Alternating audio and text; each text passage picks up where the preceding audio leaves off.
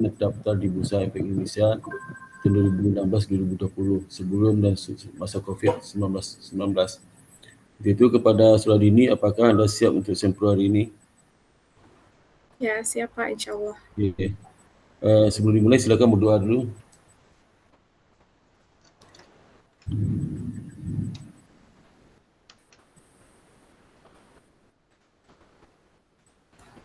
Dah ya.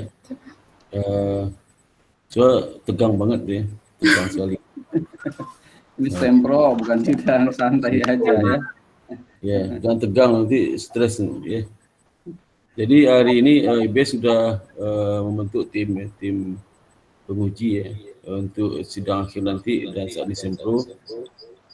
Itu pertama Bapak Dr. Mukhlis MBM dan Bapak Dr. Somar dari KMC. Terima kasih atas datangnya. Dan nanti pertama saudara harus presentasi maksimal 15 menit. Nanti kita mintakan pendapat dari Pak Dr. Mukhlis sama Pak Komar Darya untuk masukan dan sebagainya. Itu kepada Mbak Dini, silakan presentasi seminar proposalnya maksimal 15 menit, silakan. Ya, bismillahirrahmanirrahim. Assalamualaikum warahmatullahi wabarakatuh. Selamat sore, Pak Sparta, selaku dosen pembimbing, Pak Komar dan Pak Mukhlis selaku dosen penguji. Sebelumnya saya izin untuk share screen ya, Pak.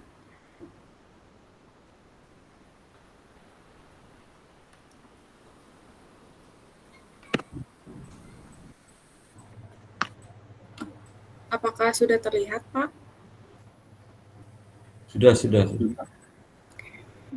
Dan di ininya apa? Yang sampingnya itu loh dihilangkan, langsung di full. Samping apa ya, Pak?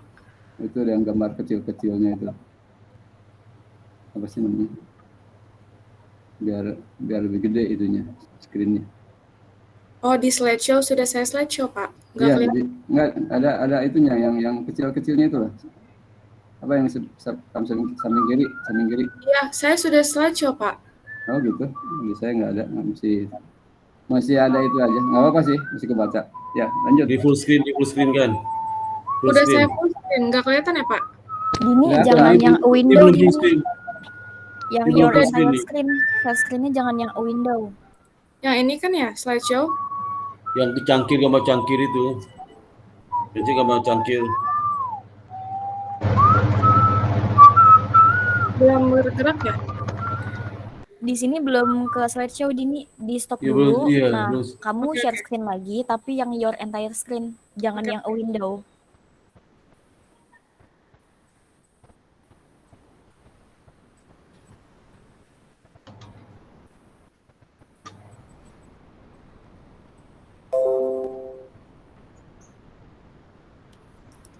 Sudah, Pak?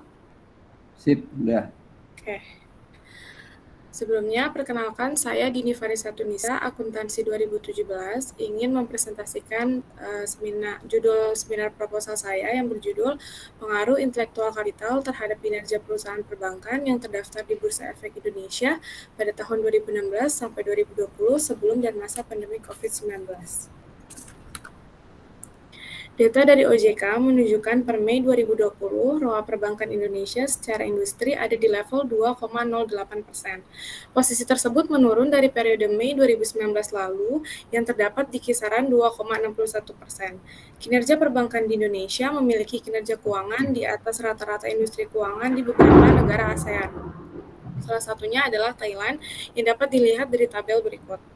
Indonesia sebagai negara berkembang telah mengikuti serangkaian program dalam struktur keuangan nasional. Salah satunya adalah keikutsertaan dalam MEA. Dampak dari MEA meliputi dampak aliran bebas perdagangan bagi negara ASEAN, yaitu dampak arus bebas jasa, bebas investasi, tenaga kerja terampil, arus tenaga kerja terampil, dan arus bebas modal. Di samping meningkatkan daya saing produk lokal, Indonesia juga harus memaksimalkan pengelolaan modal intelektual yang dimiliki oleh perusahaan-perusahaan pendukung perekonomian Indonesia. Salah satunya adalah perbankan. Perkembangan sistem perekonomian global yang dihadapi perusahaan Indonesia karena keikutsertaan dalam MEA menyebabkan pengelolaan intelektual kapital suatu keharusan agar perusahaan lokal mampu bersaing di kancah internasional yang nantinya juga dapat meningkatkan perekonomian Indonesia. Lalu rumusan masalah pada penelitian ini ada 5. Yang pertama, apakah human capital, structural capital, customer capital, dan 5TM mempengaruhi kinerja perbankan di Indonesia sebelum dan masa pandemi COVID-19? Lalu yang terakhir, apakah pandemi COVID-19 mempengaruhi kinerja perbankan di Indonesia? Penelitian ini bertujuan untuk menunjukkan pengaruh human capital, structural capital, customer capital, dan value added intellectual coefficient terhadap kinerja perusahaan perbankan Indonesia sebelum dan masa pandemik. Lalu yang terakhir untuk memastikan apakah pandemi COVID-19 berpengaruh terhadap kinerja perusahaan perbankan di Indonesia. Untuk manfaat penelitian ada 4, yaitu bagi akademisi, dapat bermanfaat sebagai ilmu pengetahuan dan bahan referensi untuk penelitian selanjutnya, lalu bagi emiten menjadi bahan pertimbangan perusahaan dalam membuat atau mengambil keputusan, untuk bagi regulator dapat menjadi informasi bagi regulator yang selaku membuat kebijakan, lalu yang terakhir bagi investor dapat bermanfaat untuk menentukan pilihan dalam berinvestasi yang dilihat dari sisi keuangan. Landasan teori pada penelitian ini itu menggunakan research-based theory. Teori ini membahas tentang perusahaan yang mengelola dan memanfaatkan sumber daya yang dimilikinya. Sumber daya ini dapat disebut dengan intellectual capital. Berdasarkan isi dari teori research-based theory itu sangat tepat untuk menjelaskan intellectual capital. Selain dari RBT, penelitian kali ini didukung oleh teori-teori lainnya seperti kinerja perusahaan yang diproyeksikan dengan ROA sebagai variabel dependen, lalu intellectual capital sebagai variabel independen, yang terakhir adalah bank size dan juga leverage yang diproyeksikan dengan DAR sebagai variabel kontrol. Ini untuk kerangka pemikiran. Lalu untuk hipotesis pada penelitian ini yaitu yang pertama H1, human capital berpengaruh positif terhadap kinerja perusahaan perbankan, H2, structural capital berpengaruh positif terhadap kinerja perusahaan perbankan, H3, capital employee berpengaruh positif terhadap kinerja perusahaan perbankan, dan yang terakhir H4, intellectual capital berpengaruh positif terhadap kinerja perusahaan perbankan. Untuk metode penelitian, objek penelitian yang diambil yaitu perusahaan perbankan di Indonesia yang terdaftar di BI pada periode 2016 sampai 2020. Untuk jenis dan sumber data yaitu yang digunakan data kuantitatif dan data sekunder yang diperoleh dari BI dan website resmi perusahaan. Untuk teknik pengumpulan data yaitu metode dokumentasi dan metode studi pustaka yang diambil dari buku, jurnal, dan riset internet yang relevan. Untuk metode pengumpulan sampel, yang pertama perusahaan yang masuk di dalam kategori perusahaan jasa sektor keuangan dan perbankan yang terdaftar di BI pada tahun 2016 sampai 2020. Lalu yang kedua laporan keuangan memiliki kelengkapan data dari tahun 2016 sampai dengan 2020 yang dibutuhkan sesuai dengan variabel penelitian ini. Untuk model penelitian ini ada 2 persamaan penelitian. Persamaan penelitian pertama pada tahun 2016 sampai 2019, persamaan penelitian kedua pada tahun 2019 sampai 2020 dengan menambahkan variabel demi pandemi. Selanjutnya, pada penelitian ini terdapat operational variable. Pada variabel dependen terdapat kinerja perusahaan diproyeksikan dengan ROA. Pada variabel independen yaitu intellectual capital yang terdiri dari value added, VAHU, STAFA, VACA, dan 5TM. Dan didukung oleh pandemi, di mana nilai 1 menunjukkan masa pandemi dan nilai 0 sebelum pandemi. Lalu yang terakhir, pada variabel kontrol, terdapat bank size dan leverage yang diproyeksikan dengan DAR.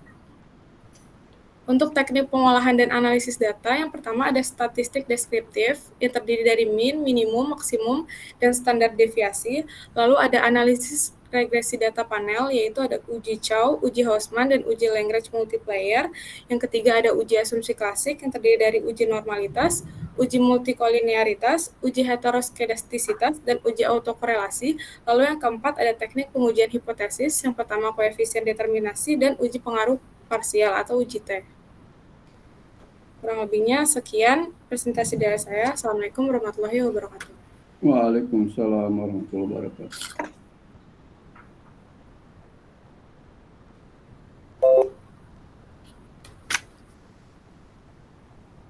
Oke, terima kasih kepada Saudari Dini Bersatun ya. Sebelumnya ucapkan selamat juga sampai ke tahap ini. Dan berikutnya kepada Bapak Dr. Mukhlis, kami silakan untuk menanggapi atau Pak Komar Darya dulu siapa ini? Pak Mukhlis atau Ya, Pak silakan Darya? Pak Mukhlis. Silakan Pak Komar. Pak Mukhlis aja lah, saya sisanya Pak. Langsung tuh. Saya sih oke nih, udah bagus. Saya mau tanya aja ini hubungannya sama penelitian terdahulu yang di IBS apa perkembangannya? Dulu kan yang itu ya Pak, yang sekarang dia kerja di mana itu? Tapi itu bukan Bapak ya, Bapak pengujinya dulu ya. Siapa Pak? Namanya? Yang cowok tuh Pak, sekarang dia kerjanya kalau nggak salah di Big Ten itu, Big Four. Lupa siapa. Tapi pembimbingnya siapa? Pembimbingnya bukan Bapak tuh, tapi pengujinya Bapak tuh. Oh, pembimbingnya si Bu Nova. Oh iya. Bu Nova. Coba dicari tuh Dini. Iya Pak, saya belum. Kira-kira udah lama sih. Siapa nama Pak? Saya lupa tuh. Namanya ini Pak, siapa Ibnu Sina, siapa namanya? Nama banyak bikin ini soalnya. Namanya itu yang ahli obat-obatan dari tuh namanya tuh Ibnu Sina atau siapa namanya tuh. Kamu cari aja Dini. Iya baik Pak. Dulu pembimbingnya Bu Nova. Pengujinya saya sama Pak Sparta. Ya, coba dilihat nanti perbedaannya apa. Yang jelas perbedaannya tentunya COVID, karena waktu itu belum ada COVID tuh. Ya kalau kita bandingkan itu di skripsinya nggak bisa mungkin kalau seandainya belum di jurnal. Oh gitu ya? Iya, skripsi nggak boleh dikutip. Kecuali kalau udah dipublish di jurnal. Gitu. Iya, berarti nggak usah dibandingkan. Berarti ya udah bagus ini. Ya udah, berarti nggak usah dibandingkan aja. Dibandingnya dengan jurnal-jurnal Pak, dengan jurnal penelitian sebelumnya. Ya, kebetulan saya mereplikasi jurnal Meles pada tahun 2016, Pak. Replikasi persis? Enggak, untuk kontribusi dari saya, yang pertama dari tahun penelitian itu berbeda, Pak. Kan saya tahunnya yang terbaru periode 2016 sampai 2020. Lalu saya menambahkan demi pandemi karena pada saat 2020 sudah masuk pandemi. Lalu saya menambahkan variabel kontrol leverage yang diproyeksikan Anda. Dan yang terakhir, penelitian ini saya bedakan menjadi 2 persamaan penelitian, Pak. Untuk persamaan penelitian pertama pada tahun 2016 sampai 2019, pada persamaan penelitian kedua pada tahun 2019 sampai tahun 2020. Itu bedanya tuh, itu bedanya. Iya, Pak. Kira-kira kalau pandemi itu positif atau negatif tuh? Itu berarti kan dia sebagai negatif, Pak. Moderating atau gimana tuh ya? Enggak ya, enggak moderating ya? Boleh kontrol aja Pak. Enggak kontrol aja ya. Jadi nanti di persamaan kedua nanti 01 gitu ya? Iya Pak. 01 berarti kalau variabel kontrol aja ya. Kira-kira dugaannya gimana tuh Dini? Pandemi itu intellectual capital lagi jadi tidak berpengaruh apa jadi berpengaruh terhadap ROA?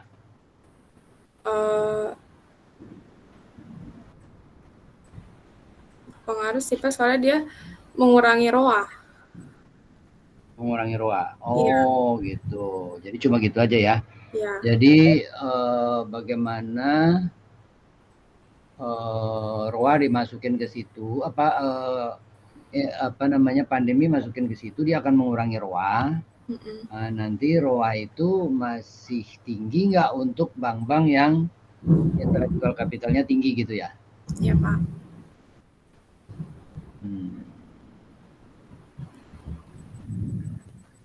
Oke, jadi kalau gitu tujuan penelitiannya tuh jangan terlalu umum deh, coba ya, biar supaya lebih tajam gitu. Oke, baik. Tujuan penelitiannya itu kan kamu bagi akademisi untuk begini, bagi begini, coba dibikin lebih spesifik gitu.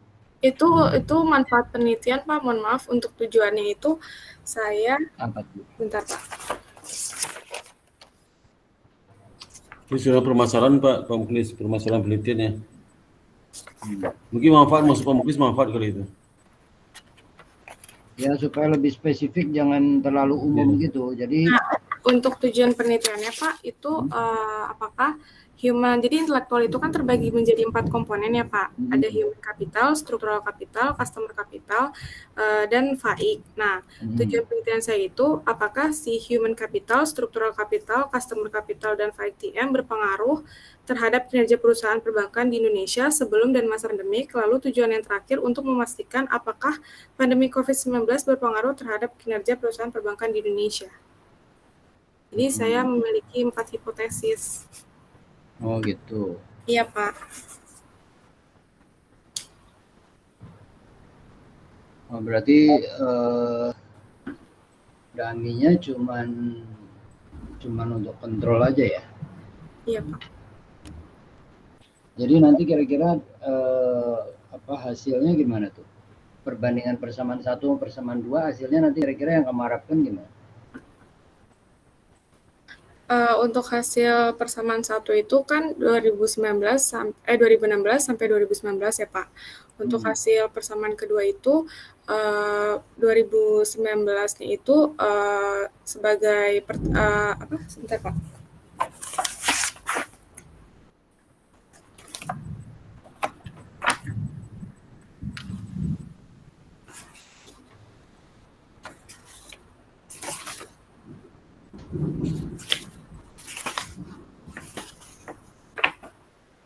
Untuk hasil itunya Pak, pertama penelitian 2 nilai satunya itu 2019 sebelum hasil nilai 1 2019 sebelum pandemi, dan 2020 yang 0 itu setelah pandemi pada tahun 2020. Coba deh tayangkan lagi. Kenapa Pak? Tayangkan lagi. Oh ya, baik Pak.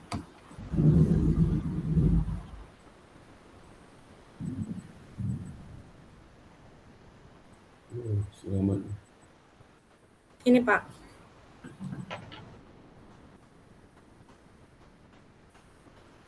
Persamaannya.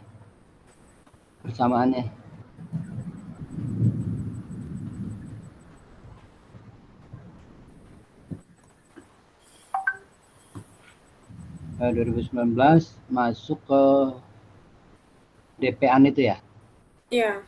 Kita 5 DPA-an itu 01 di situ gitu? Iya Pak.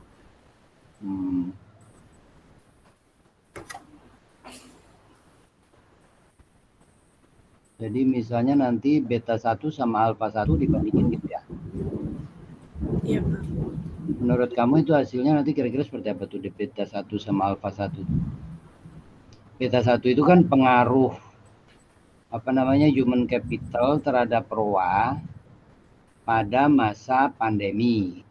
Kalau alfa 1 pengaruh human capital terhadap ROA sebelum masa pandemi gitu kan? Iya. Iya nggak? Iya Pak. Untuk hasilnya sih diharapkan sama-sama intelektual capital tidak ada perubahan karena lebih ke arah inovatif dan lebih memanfaatkan teknologi gitu sih Pak untuk hasilnya. Oh, jadi ngapain bikin 2? Soalnya kan ada dummy pandemi Pak. Iya, tapi kan nanti kan kamu ketemu hasil dari regresi 1, kamu juga ketemu hasil regresi 2. Nanti kan kamu ketemu alfa 1 dan ketemu alfa 2. Ya kan? Kenapa 2? Soalnya mungkin saya mau memperbandingkan pandeminya, Pak. Ya, kalau bersama 1 itu kan tanpa pandemi ya. Ya. 2019. Itu kalau kedua tahun 2020, 2021 lihat pandemi ada pengaruh nggak ke ROA dengan ada variabel total kapital gitu sebagai independen variabel lainnya gitu, independen variabel pengaruh nggak. Kita lihat juga nanti apakah koefisien dari itu kapital alfa itu 1 dibanding beta 1 itu gimana gitu? Iya, alfa 1 banding beta 1 koefisiennya nanti dibandingkan. kontribusinya kalau berkurang atau enggak kontrol kapitalnya itu kualitasnya dummy itu. Ya, jadi nanti alfa 1 sama beta 1 kamu bandingkan itu. Iya, betul Pak. Alfa 1 beta 1, alfa 2 beta 2, alfa 3 beta 3, alfa 4 beta 4. Iya. Itu kamu bandingkan. Iya Pak. Sehingga kamu bisa lihat pengaruh human capital terhadap ROA pada masa pandemi dan pada sebelum masa pandemi. Iya Pak. Kalau misalnya alfa 1 itu lebih besar daripada alfa 2, berarti kan pada masa pandemi bank-bank yang human capitalnya bagus bisa bagus dia gitu. Ya, tapi kalau bank-bank yang human capitalnya jelek pada masa pandemi hancur dia gitu kan. Iya Pak. Ya kalau misalnya alfa 1 lebih besar daripada alfa 2 gitu. Ya. Ya, jadi baik, nanti antara persamaan penelitian 1 dengan persamaan penelitian 2 itu harus dibandingkan. Iya Pak. Baik Pak. Oke, mestinya hampir sama, cuman ini kan tahunnya juga beda ya, jumlah datanya juga beda ya. Iya betul Pak. Oke, terus kalau cara ngitungnya ini udah rumusan ya? Iya Pak. Rumus dari penelitian terdahulu ya? Iya. Ya itu dulu juga begitu tuh siapa namanya tuh Sina tuh saya kemarin lihat ininya udah kerja di KAP kalau nggak salah di Deloitte ya. Bimbingannya Bu Nova memang IP-nya bagus banget tuh, tinggi banget IP-nya. Jadi saya rasa sih kalau kamu baca-baca itu lumayan itu. Baik Pak. Walaupun belum masuk jurnal, kamu cari-cari aja di perpustakaan barangkali udah ada. Baik Pak. Oke, jadi kalau gitu tadi Oke, kalau itu coba antara 1, 2, dan 3 itu gimana tuh? Pengukurannya gimana tuh? Human capital, customer capital, satu lagi apa? Structural capital. Itu masing-masing udah ada rumusnya Pak. Gimana? Itu menggambarkan apa dia tuh? Kalau human capital itu kan sumber dayanya. Lalu coba rumusnya gimana rumusnya? Ini Pak, sebentar.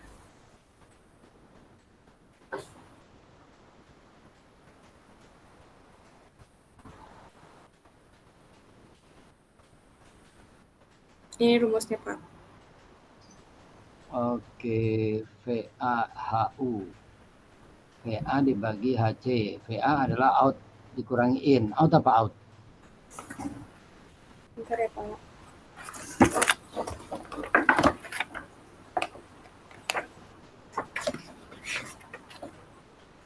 Outnya itu penjualan serta pendapatan Pak. Penjualan serta pendapatan, ini kewajiban usaha kecil, gaji, serta tunjangan karyawan. Out penjualan, berarti nanti diganti dengan, kan ini bank. Pendapatan bunga. Iya, pendapatan. Pendapatan bunga. Pendapatan apa pendapatan bunga, apa pendapatan semua? Pendapatan Pak, pendapatan semua. Pendapat semua, berarti pendapatan bunga sama pendapatan non bunga gitu. Iya. Terus innya kewajiban usaha kecuali gaji serta tunjangan karyawan. Oh gitu. Pendapatan beban usaha kecuali gaji dan tunjangan karyawan. Iya. Kayaknya kalau kamu datanya pakai data apa sih? Data kuantitatif Pak. Iya, data dari mana? Dari laporan bulanan bank yang di OJK itu atau pakai laporan? Dari laporan keuangan yang terdaftar di BI, laporan tahunan.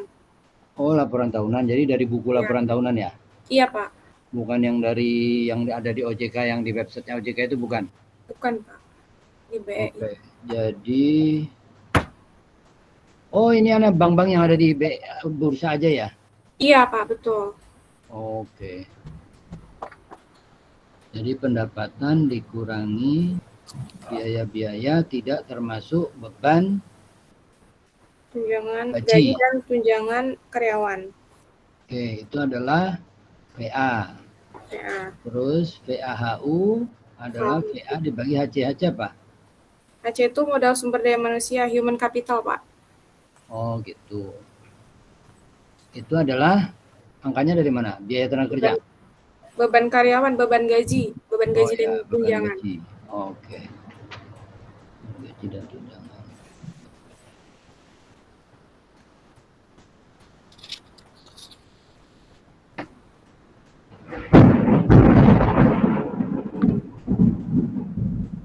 Jadi ini adalah Human Capital Index.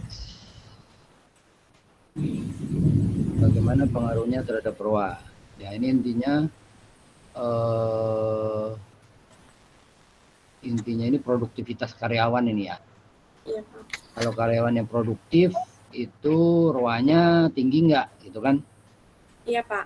Oke, terus STPA? ST apa? Itu Struktural. Gimana caranya? SC dibagi VA struktural kapital dibagi nilai tambah value edit yang tadi Pak, yang pertama. Value edit. Oh, yang tadi di atas ditaruh di bawah. Ya, iya, Pak. Terus struktural kapital?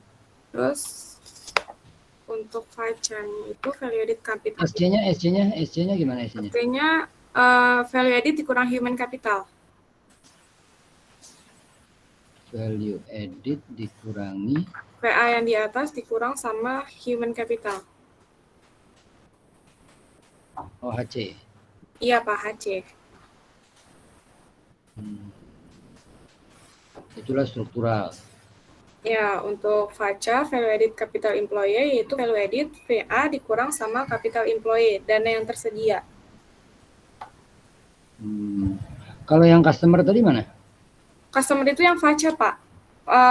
Capital employee atau customer capital itu sama, Pak, sebutannya. Oh. Oke.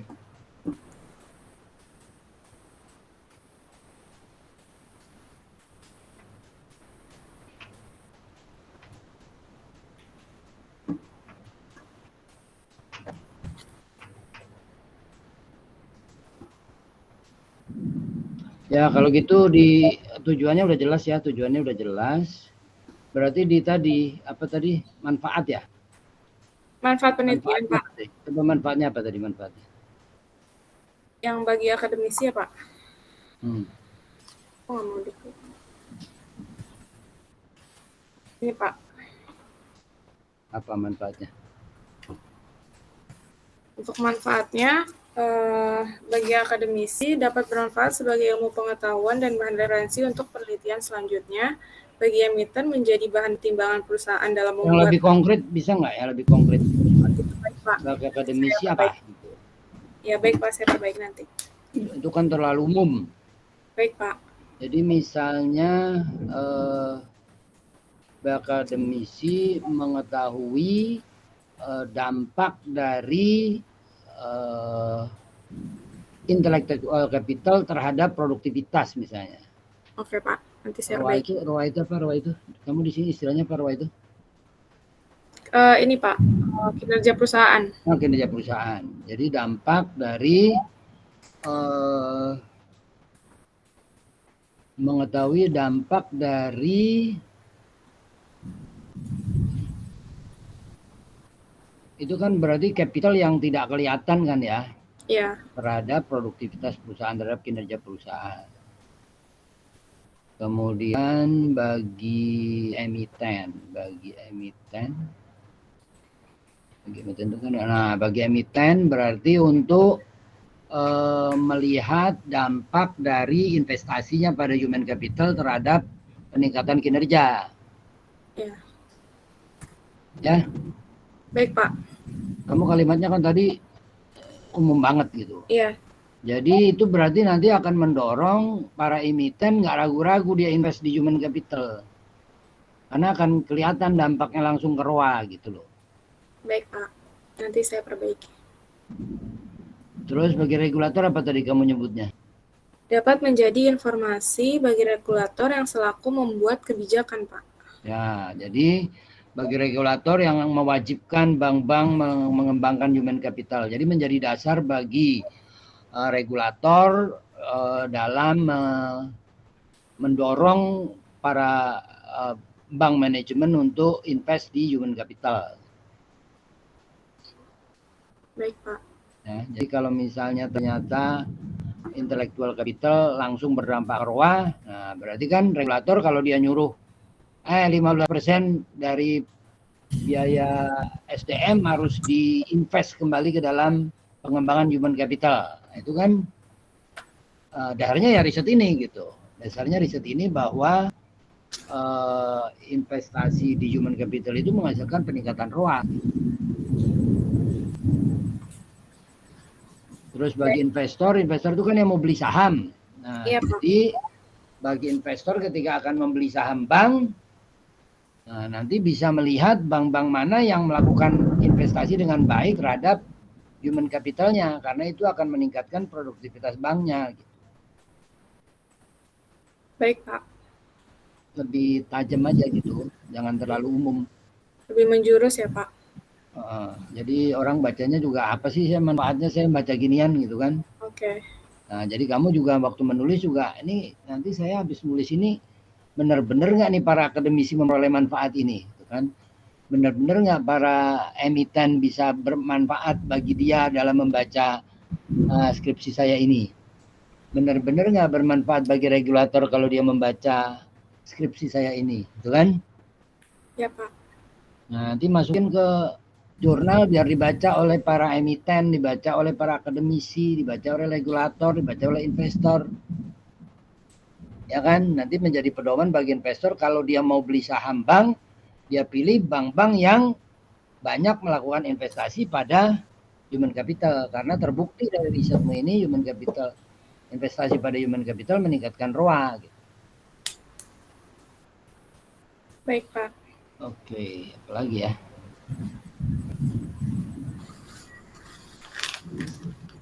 Itu 1, 2. Terus yang kedua, saya masih belum itu tadi ya, dampak dari pandemi ini. Dampak saya rasa mestinya memberikan gambaran begini.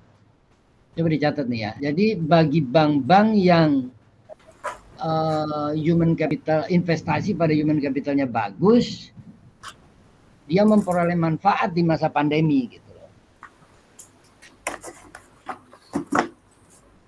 Baik, Pak. Dia memperoleh manfaat di masa pandemi, ROA-nya nggak turun drastis gitu. Tapi bagi bank-bank yang manajemen human capitalnya, investasi pada human capitalnya nggak bagus, maka pandemi mengakibatkan ROA drop gitu. Baik, Pak. Ya, saya beberapa waktu yang lalu ngajar di bank-bank itu, mereka bilang selama pandemi 2 tahun itu perintahnya simpel aja. Selama pandemi perintahnya simpel aja, yaitu jangan ngasih kredit. Itu aja perintahnya. Pokoknya selama masa pandemi nggak boleh ngasih kredit. Jadi gimana? Ya himpun dana aja. Himpun dana, nanti kantor pusat yang tempatkan. Nggak usah kasih kredit, nanti malah macet.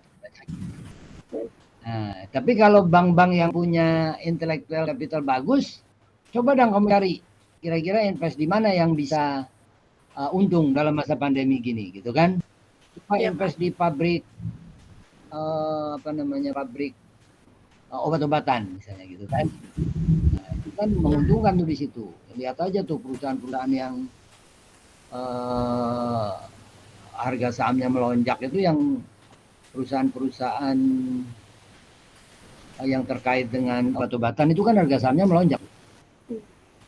Nah, berarti bank-bank juga mestinya memberi kredit ke perusahaan-perusahaan itu kan? Iya, betul. Ya enggak? Nah, untuk bisa memberi kredit kepada memilih perusahaan-perusahaan mana yang melonjak di masa pandemi itu kan perlu intellectual capital yang bagus.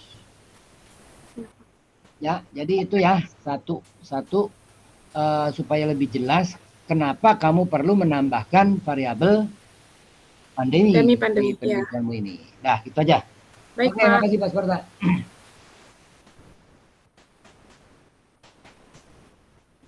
Oke, terima kasih Pak Muklis. Berikutnya kami persilakan kepada Pak Komar untuk memberikan tanggapan. Ya, terima kasih Pak Sparta. Ya, Dini. Saya lihat ini masih ada beberapa typo, sama typonya sedikit. Cuman yang di sini kan terutama bab 1 ya. Bab 1 ini kan driver untuk mengembangkan ke bab-bab berikutnya kan. Iya Pak, nanti saya perbaiki. Ada jenis hurufnya, ada Kalbiri, ada Timing Roman. Oh iya, baik Pak. Sama jumlah halaman yang saya terima itu kok udah langsung 100 berapa, 200 berapa halamannya. Nggak urut. Oh, di saya urut sih Pak. Coba nanti saya cek lagi ya Pak. Ya mungkin nggak tahu, saya ini jadul kalau laptopnya nih. Baik Pak. Di saya tuh coba ya lihat latar belakang tuh halaman 37 gitu kan. Oh, iya baik Pak. Terus sampai ya lewat 10 47 lembar berikutnya. Gitu. Pak. Baik Pak. Nah, kita lihat ya. Terus di sini ya seperti Pak Muklis juga ya. Ini kan untuk perbankan ya. Retail intelektual ini. Tapi di fenomenanya untuk perbankan dan untuk masalah COVID kayaknya belum komprehensif gitu ya. Iya Pak, baik Pak. Karena ini kan menentukan ke selanjutnya. Nah, terus ada perbandingan dengan Filipina ini ya, untuk ROA. Akan ada pertanyaan masih buat pembaca nanti kan, kenapa dipilihnya Thailand gitu kan, gitu. Ya. Kira-kira kenapa alasannya nih? Karena yang paling ini kita, bentar Pak.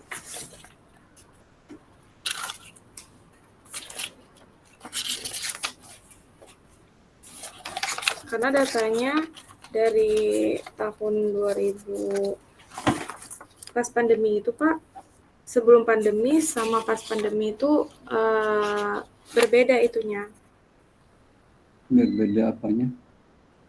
Profitabilitasnya Pak, ROA-nya, makanya saya ambil itu.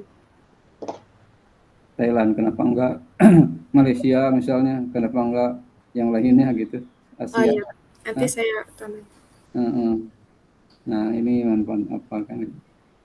Terus yang bahkan mungkin yang COVID, yang sebelum COVID dan sudah COVID mungkin akan lebih ini ya, sesuai dengan judulnya toh. Iya.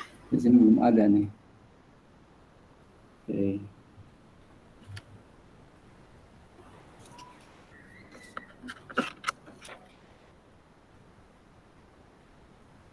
Ya. Terus ya sama ya, mengenai fenomena perbankannya ini akan teliti dengan COVID juga.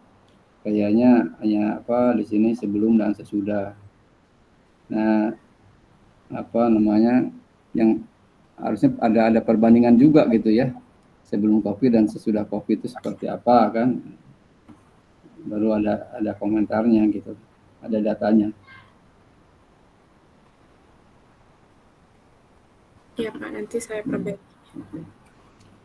Saya sedikit ya. Terus ke mana dulu ya? Grand teorinya apa yang pakai tuh? Grand teori yang dipakai bentar. Di bab 2 ya? Ini Pak, iya di bab 2, Research Based Theory Pak, RBT. Cuman itu saja? Yang lain nggak ada? Iya Pak, itu aja, tapi didukung sama, sebentar Pak.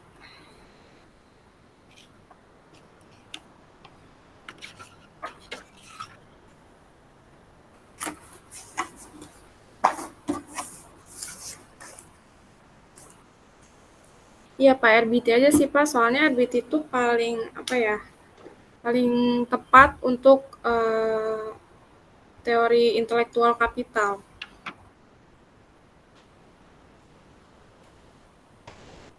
Oke, terus yang membedakan dengan peneliti-peneliti terdahulu apa nih? Tadi yang dijelaskan waktu presentasi persamaan malah. Ya. Itu perbedaannya Pak yang saya perbedaannya itu yang pertama dari tahun penelitiannya kan berbeda ya Pak. Saya tahunnya yang terbaru 2016 sampai 2020. Terus lalu saya menambahkan pandemi karena pada saat itu itu udah masuk pandemi gitu Pak. Terus saya menambahkan variable control leverage yang diproksikan dengan DAR. Yang terakhir penelitiannya saya bedakan menjadi 2. Persamaan penelitian 1 2016 sampai 2019, persamaan penelitian 2 2019 sampai 2020. Itu sih Pak bedanya sama penelitian sebelumnya. Penelitian sebelumnya itu siapa saja disebutkan kan di situ? Nggak ada. Saya replikasi jurnal MELAS pada tahun 2016 Pak. Saya sudah masukkan Pak sebentar. Ya, oke. Tapi yang lainnya kan hanya satu aja bedanya dengan replikasi itu. Oh, enggak ada sih Pak. Nanti saya tambahkan ya Pak. Maksudnya supaya kelihatan ya orisinal lah ya. Tidak belum pernah ada peneliti walaupun masalahnya sama kan gitu ya. Tapi bedanya di mana kan gitu ya. Oke, saya kira nggak terlalu banyak ya dari saya sih. Terus ini tinjauan pustakanya. Kita lihat internasionalnya ada berapa jurnal internasional? Ada sebentar ya Pak. 1, 2, 3, 4.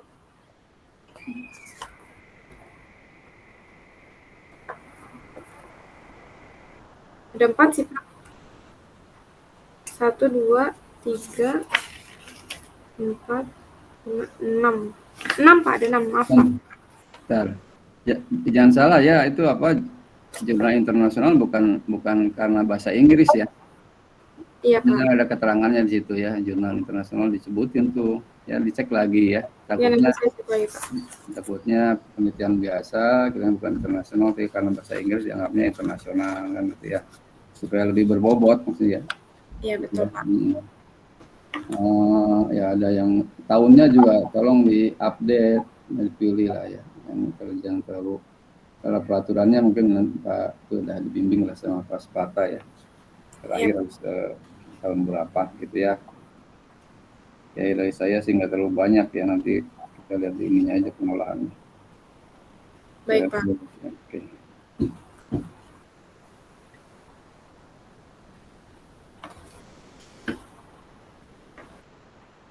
Nah ya tadi ya kalau bisa sih ada data ROA atau apa gitu ya sesudah COVID dan pas sebelum COVID dan sesudah COVID, sehingga bisa ada yang atraktif untuk diteliti karena itu udah masuk di judulnya. Itu aja dari saya, nggak ada masalah, udah bagus ya keseluruhan. Dan tolong aja itu yang kerap dan halaman ya. Terus juga jangan didominasi sama halaman 1 ya. Kalau halaman 1-nya sudah tebal itu nanti untuk komposisi keseluruhan bab 1 ya. Di bab 1-nya itu jangan kalau bab 1-nya aja sudah misalnya 20 halaman, artinya kan keseluruhan itu 200 halaman. Biasanya komposisinya antara 10-12% ada di total halaman, ancar-ancarnya begitu ya. Baik Pak. Nah terus saran saya juga biar cepat menyelesaikannya itu dibikin filenya per bab gitu. Oh ya, baik Pak. Nanti kan untuk nyusun halaman kan gampang gitu ya.